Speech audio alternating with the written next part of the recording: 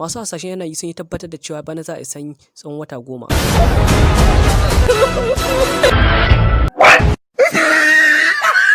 Kai da wasa nake. Idan ka sake bala'in ka sai a baki.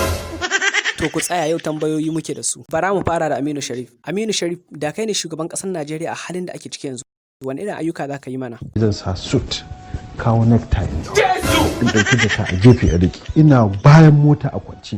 An kunna min AC a kunna. An ɗan saka min kiɗa kaɗan. Amma wallahi ba ka da imani, ba ka da tausayi. Yaushe, da kai ne shugaban ƙasar Najeriya, wani irin taimako za ka yi mana? Arahar da rogo zai yi. Rogo kuma? An fa ba za ka yi ba. Kamar ya ban gane ba zan ba. To. Yawwa, mai sana'a ina da tambaya. Me tambayar ka za ta isa kowa? Da kai ne shugaban ƙasar Najeriya a wannan halin da muke ciki, wani irin taimako za ka yi mana? Wannan tambayar taka is not easy. Bosho.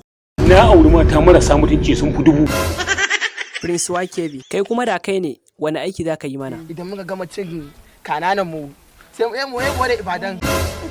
To kai gwara kowa ma da kai yarba ne ya daure ma gindi kenan. Wallahi ba kina ne babu linzami yalla bai. Za a mai linzami kuwa. Kai ku kamo shi. Wallahi ba haya nake ji. Ku shiga ba haya